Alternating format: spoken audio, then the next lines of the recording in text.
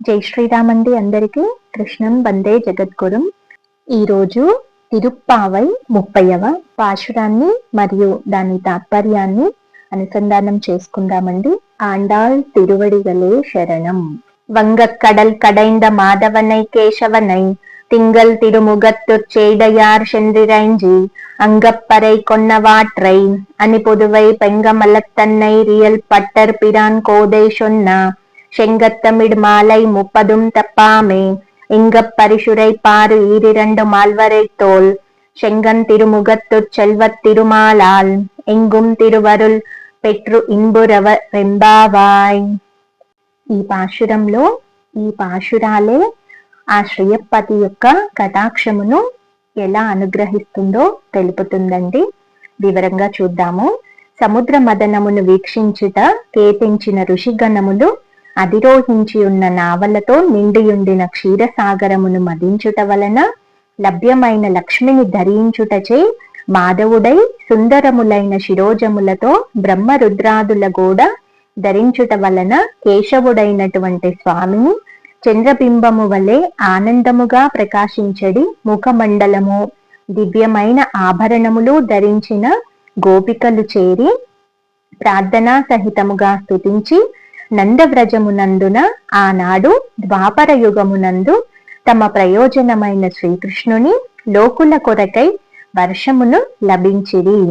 ఆ చరిత్రను భూమికి ఆభరణమైన శ్రీవిల్లి పుత్తూరు నందు నివసించడి చల్లనైన తామర పూసల మాలికలను ధరించడి బ్రాహ్మణోత్తములగు శ్రీ విష్ణు చిత్తుల వారి యొక్క ముద్దుల పట్టి అయిన గోదాదేవి అందమైన ద్రవిడ పాశురముల మాలికగా గూర్చి శ్రీయప్పతికి అర్పించినది.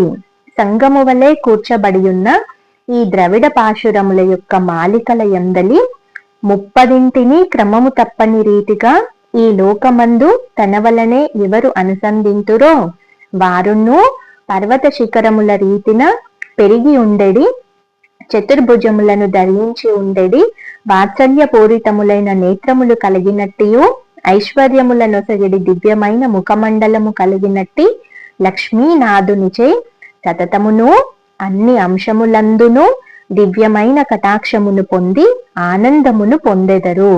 ఈ పాశురములే శ్రీయప్పతి యొక్క కటాక్షమును తమను అనుసంధించు వారలకు ఒసగును. ఇప్పటి వరకు ఆండాళ్ తల్లి తన స్నేహితులు కలిసి వీరంతా కూడా ద్వాపర యుగంలో శ్రీకృష్ణుడు వీళ్ళని ఇతర గోపికల్లాగా ఊహించుకొని అప్పుడు జరిగినట్లుగా ఇప్పుడు వీళ్ళు ప్రార్థన చేశారండి. ఆ రోజు గోపికలు ఎలా అయితే మోక్షాన్ని పొందారో ఇప్పుడు వీళ్ళు కూడా స్వామినే పొందాలి, ఎప్పటికీ స్వామినే పొందాలి అని చెప్పి నిన్నటి పాశురంలో కూడా ప్రార్థించారు కదండి. ఇలా ఈ 30 పాశురాలను ఎవరైతే క్రమం తప్పకుండా అనుసంధానం చేసుకుంటారో వారందరూ కూడా ఆ స్వామి యొక్క కరుణా కటాక్షాలు ఎలా పొందుతారండి? సతతము అన్ని అంశములందును దివ్యమైన కటాక్షమును పొంది ఆనందాన్ని అనుభవిస్తారు అని మనకి పాశురంలో చెప్తున్నారండి. అందుకే రామానుజాచార్యుల వారు ప్రతినిత్యము కూడా ఈ తిరుప్పావై పాడుతూ ఉండేవాళ్ళట. మనం కూడా అలాగే తరించాలని అర్థమండి. ఈ తిరుప్పావై పాశురంలో ఇంత త్వరగా అయిపోయాయండి. నెల అయిపోయిందా అనిపిస్తుంది అప్పుడే. సరే అండి, మరొక అంశంలో భగవద్గీత రామాయణంలో మళ్ళీ కలుద్దాము.